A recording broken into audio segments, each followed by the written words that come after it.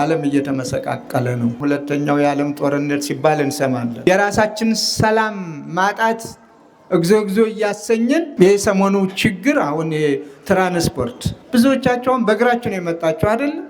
አሁንም በእግራችሁ ነው የምትሄዱት። አላስፈላጊ መፈናቀል፣ አላስፈላጊ ጦርነት፣ አላስፈላጊ እሰጥ አገባ፣ ውዝግብ፣ የንጹሃን ደም በከንቱ እየፈሰሰ መሆኑን ስናስብ እያዘን እያለቀስን ወይ መኪኖች የሉም ወይ በወረፋ ላይ ነው ያሉት። ለምን ይሄ ተፈጠረ? ነገሩ እየከፋ እንጂ እየተሻለ አይደለም። እዚያ ማዶ የተፈጠረው ችግር የሰላም መታጣት የእኛንም እዚህ ያለውን ኑሮ አናጋው። አሁን አፈ ክርስቲያኑ በስቷል።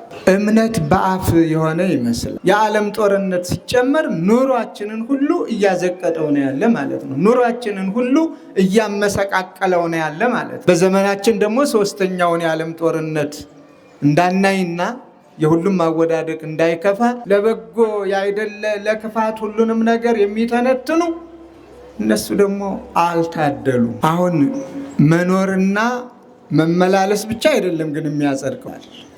እኔ አማኝ ነኝ፣ እኔ ክርስቲያን ነኝ፣ እኔ ጾማለሁ፣ እኔ ጸልያለሁ፣ እኔ አመሰግናለሁ፣ እኔ አስቀድሳለሁ በሚል ብቻ ከቂም፣ ከክፋት፣ ከተንኮል፣ ከቅሚያ፣ ከዝርፊያ፣ ከዝሙት፣ ከምንዝርና በየጠንቋዩ ቤት ከመመላለስ ባላስፈላጊ ንትርክ ከመዋል ጊዜን ከማባከን ንጹህ ደም ከማፍሰስ ካላስፈላጊ መጎምጀት የራስ ባልሆነ የመጎምጀት የራስ ያልሆነውን የራስ ለማድረግ ጥረት ማድረግ የኛን መከራ የኛን ግርፋት የኛን ፈተና ባትቀበል ኑሮ ሁሉም ታስሮ ወድቆ ተገንዞ አወዳደቁ የከፋበትን ዘመን እያስታወስን ስለሆነ ስለ ሁሉም ከሁሉም በላይ ስለ ሰላም ጸልዩ። በየዕለቱ ምን እንደምትመስል ዓለም ፈተናውን ተመልከቱ። እዚህ ሰላም ሆኖ እዚያ ማዶ ሰላም ከሌለ እዚህ ያለውን ይነከዋል። ታዲያ ይቅር ለመባል ይቅር መባባልን እናስቀድም። መድኃኒት ስንል ደግሞ ሰዎች ያዘጋጁት መድኃኒት አይደለም። አንዱን አድኖ ሌላውን የሚጎዳ መድኃኒት አይደለም። ባዶ ምልልስ፣ ባዶ መኖር ትርጉም የለውም። እኛ እየተኮራረፍን እኛ ጥርሳችንን ነክሰን ቀን እየቆጠርን ለበቀል እግዚአብሔርን ማረን ብንለው እንዴትስ ይምረናል?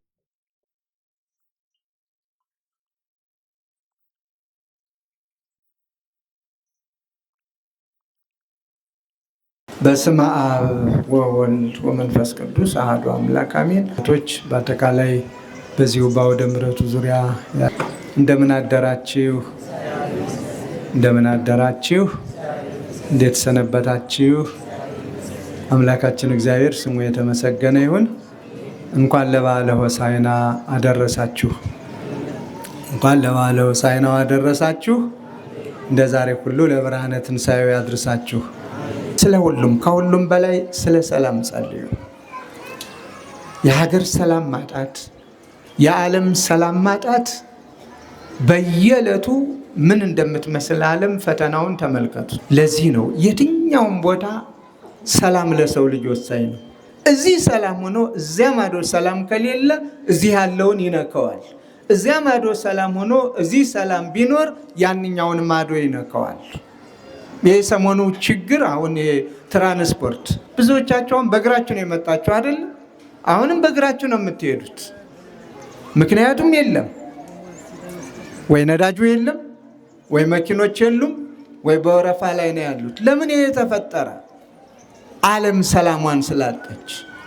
እዚያ ማዶ የተፈጠረው ችግር የሰላም መታጣት የእኛንም እዚህ ያለውን ኑሮ አናጋው ማለት ነው።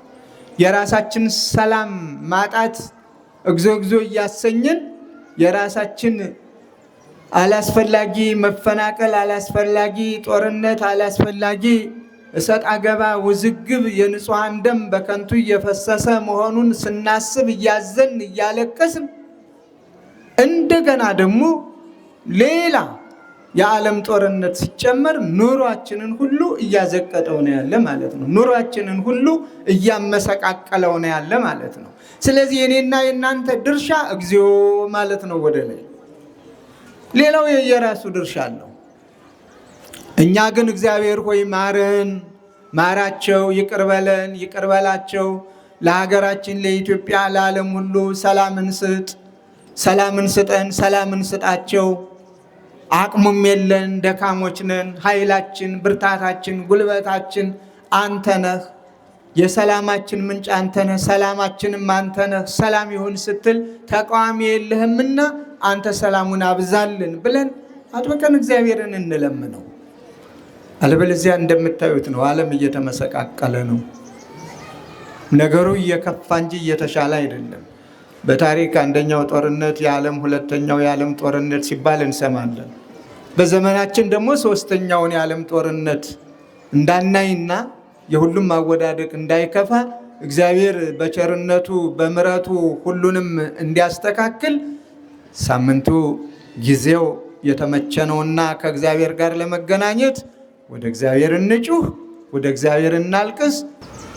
ዕለቱም ቁጭ ብለው ያመሰገኑበት ሳይሆን እየተጓዙ ያመሰገኑበት፣ ቆመው ያመሰገኑበት፣ ልብሳቸውን እየጎዘጎዙ ጸበርቱን፣ ሰሌኑን ወይም ዘንባባውን እየጎዘጎዙ ያመሰገኑበት። ስለዚህ በድጋሚ እንደምን አረፈዳችሁ? አይሰማኝም። እንደገና አሁንም እግዚአብሔር የተመሰገነ ይሁን።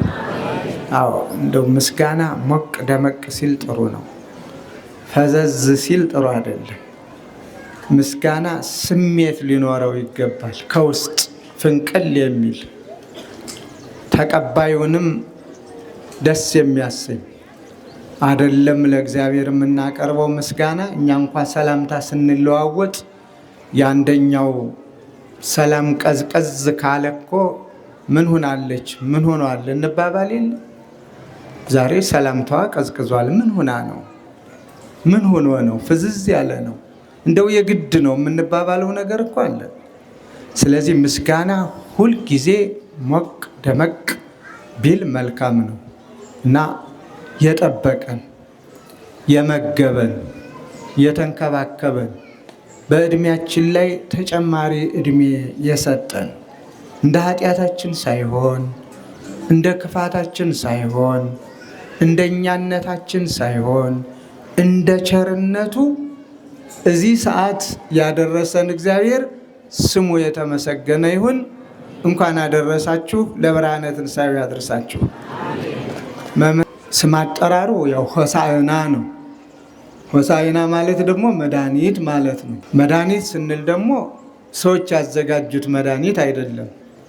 አንዱን አድኖ ሌላውን የሚጎዳ መድኃኒት አይደለም። አንዱን በሽተኛ አድርጎ ሌላውን አካል ጤነኛ የሚያደርግ መድኃኒት አይደለም። ፍጹም የሆነ መድኃኒት፣ እንከን የሌለው መድኃኒት፣ ሁሉንም ነገር የሚፈውስ መድኃኒት፣ ዕውራንን ያበራ፣ ለምጻምን ያነጻ፣ ሕሙማንን የፈወሰ፣ ሙታንን ያስነሳ ልዩ መድኃኒት እሱም አምላካችን ኢየሱስ ክርስቶስ ነው። ሆሳዕና መባል ይገባዋል ለዳዊት ልጅ እያለ አስቀድሞ በትንቢት ነው የተነገረለት። ስለዚህ የምስጋና ባለቤት ዛሬ ብዙ አመስጋኞች ከበውት ነበረ። አመስጋኞች ብቻ አይደሉም ግን የሚገርመው ነቃፊዎችም አብረው ነበሩ። ነገረ ሰሪዎችም አብረው ነበሩ። ነውር አውጪዎችም አብረው ነበሩ። አመስጋኞቹ አይደለም ሕፃናቱ ምንም አያውቁም የተባሉት ጨርሶ ደግሞ አይናገሩም፣ አይጋገሩም፣ እውቀት የላቸውም፣ አንደበት የላቸውም የሚባሉት ደንጋዮች ሳይቀሩ ዛሬ ያመሰገኑበት ዕለት ነው። ሕፃናቱም በተመሳሳይ የታዘሉ፣ በእቅፍ የተያዙ፣ በእግራቸው የሚጓዙ ሕፃናት በተለያየ መልክ ያሉ ከወላጆቻቸው ጋር ሆሳዕና ለዳዊት ልጅ እያሉ ድንቅ ስራውን የመሰከሩበት እግዚአብሔርን ያመሰገኑበት የተለየ ዕለት ነው። ለዚህም ነው ቅዱስ ዳዊት እማፈ ደቂቁ ሕፃናት አስተዳሎከ ስብሐተ፣ ከሕፃናት አንደበት ምንም ከማያውቁ ሕፃናት አንደበት ምስጋናን ለራስህ አዘጋጀህ። በይንተ ጸላይ፣ ጸላይ ገፋይ ይለዋል። የሰው ልጅ ጥንተ ጠላት ከእግዚአብሔር አዳምንና ሔዋንን የለየ እግዚአብሔር ቸር ሆኖ ወደዚህ ዓለም መጥቶ ከቅድስተ ቅዱሳን ከድንግል ማርያም እግዚአብሔር ወልድ ተወልዶ ባያድነንና ነፃነታችንን ባይሰጠን ኖሮ እስከ መጨረሻው ድረስ ከእግዚአብሔር የለየን ገፋይ የተባለ ጸላይ ጠላት የተባለ ሰይጣን ዲያብሎስ ያፍር ዘንድ ምስጋናን ለራስህ አዘጋጀህ ነው። ከመትን ስቶ ለጸላይ ወለገፋይ ነው። ጠላት ዲያብሎስን ትመዘብረው ዘንድ ታጠፋው ዘንድ ስም አጠራሩን ታጠፋው ዘንድ ህልውናውን ትደመስሰው ዘንድ ምስጋናን ለራስህ አዘጋጀህ ነው የተባለ። ስለዚህ ዛሬን ስናስታውስ ሕፃናት የቢታንያ ደንጋዮች ያመሰገኑበት፣ በአንጻሩ ደግሞ ምሁራን ነን የሚሉ አዋቂዎች ነን የሚሉ ጸሐፍቱ ፈሪሳውያኑ በነገሮቹ የሚራቀቁ ለነገሮቹ መልክና ቅርጽ የሚሰጡ ነገሮችን እንደ ሐሳባቸው የሚተነትኑ የሚተረጉሙ የሚያመሰጥሩ ለበጎ ያይደለ ለክፋት ሁሉንም ነገር የሚተነትኑ እነሱ ደግሞ አልታደሉም። በዚህ ዕለት ድንጋዮች ሲያመሰግኑ፣ ሕፃናት ሲያመሰግኑ እንደነዚህ አይነት ደግሞ ያልታደሉበት ለምስጋና ተጠርተው ማመስገን የተሳናቸው በከንቱ ቀኑ የመሸባቸው እውቀታቸውን የተቀሙም ያሉበት ጊዜ ነው። ስለዚህ በዓሉን ስናከብር ብዙ ነገሮችን እናስታውሳለን። ብዙ ድንቅ ድንቅ ስራዎችንም እናያለን። የእግዚአብሔር ቸርነቱን እንናገራለን፣ እንመሰክራለን። ስለዚህ ቸርነቱን ያደረገ በምሕረቱ የጠራ እንደ ማንነታችን ያላጠፋን እግዚአብሔር ስሙ የተመሰገነ ይሁን። ሕፃናትን ለምስጋና የመረጠ እግዚአብሔር ሁላችንንም ለምስጋና ይምረጠን። ባላስፈላጊ በተራ አስተሳሰብና በዚህ ዓለም እውቀት ከእግዚአብሔር እንዳንለይ እግዚአብሔር ይርዳን። እውነተኛውን እውቀት እውነተኛውን ምስጢር እግዚአብሔር ይግለጽልን። ስለዚህ ሁላችንም በዓለ ሆሳዕናን እግዚአብሔር ፈቅዶልን አክብረናል። ቅድም መልእክቱም ተነግሮናል። ስንመላለስ ሁልጊዜ የእግዚአብሔር ለመሆን ነው መጣር ያለብን። ባዶ ምልልስ ባዶ መኖር ትርጉም የለውም። ዓመት እስከ ዓመት እዚህ የምንኖር ሰዎች አለን። ዓመት እስከ ዓመት መኖሪያችንም ማመስገኛችንም ማደሪያችንም መመገቢያችንም ሁለመናችን እዚህ ሆኖ የምንኖር አለን። እንደገና ደግሞ በየዕለቱ እየተመላለሳችሁ እግዚአብሔርን እያመሰገናችሁ የምትሄዱ አላችሁ። አሁን መኖርና መመላለስ ብቻ አይደለም ግን የሚያጸድቀው፣ ምን መሆን ነው የሚያጸድቀው?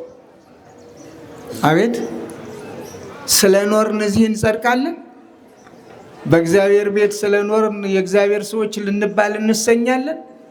የእግዚአብሔርን ስራ ስንሰራ ብቻ፣ የእግዚአብሔርን ቃል በተግባር ስንፈጽም ብቻ።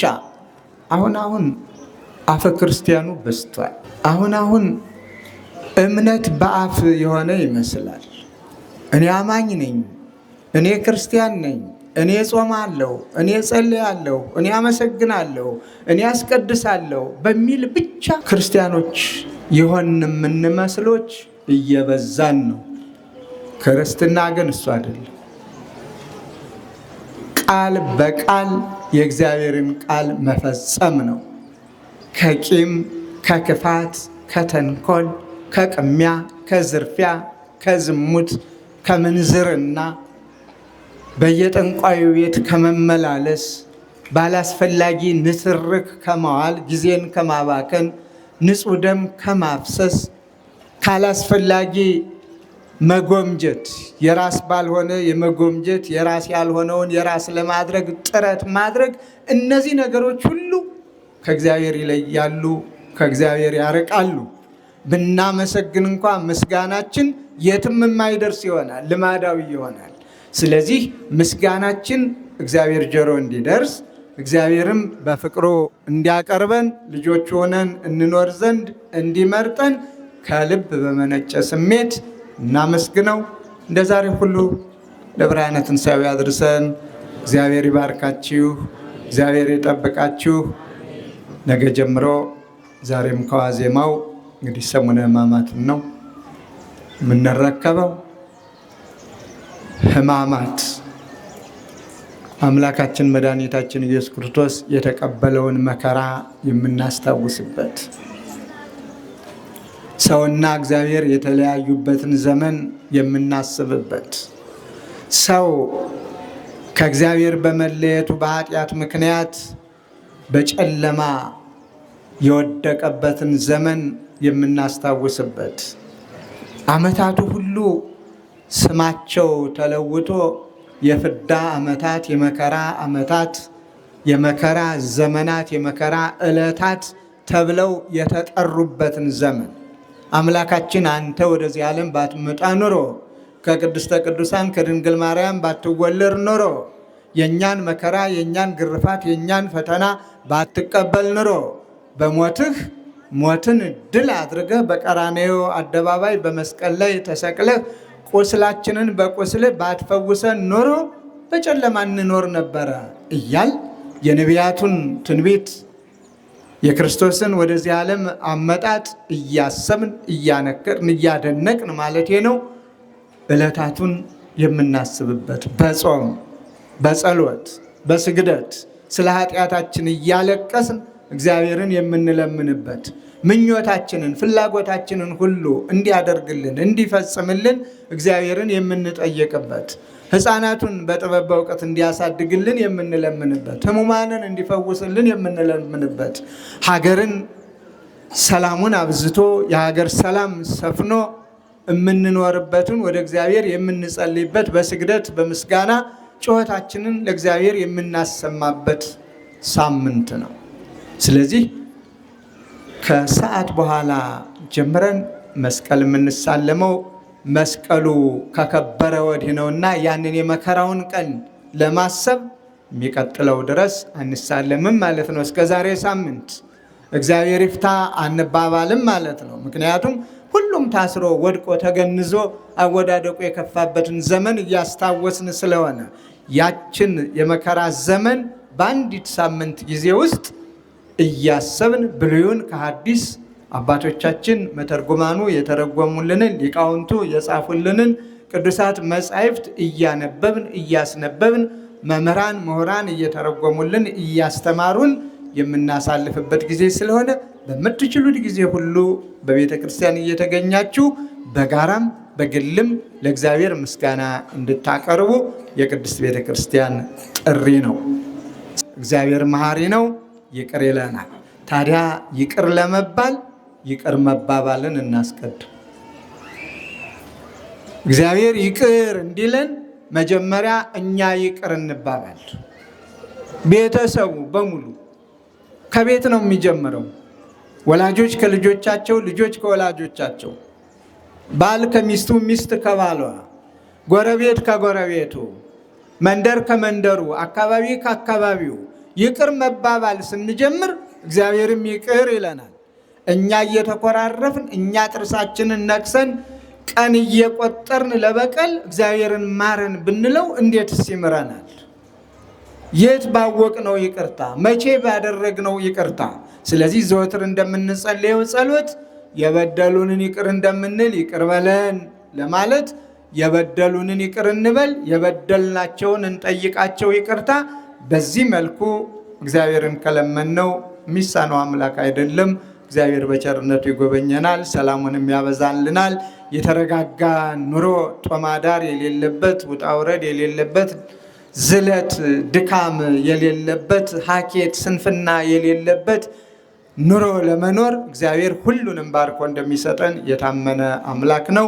ፍቱን መድኃኒት የሆነው ሆሳዕና የታመነ የተረጋገጠ መድኃኒት ነውና በመድኃኒትነቱ ሁላችንን የሚያድነን እግዚአብሔር ከሁላችን ጋር ይሁን። አምላካችን እግዚአብሔር ሆይ በረድኤት ጠብቀህ ለበዓለ ሆሳዕና ስላደረስከን እናመሰግናለን።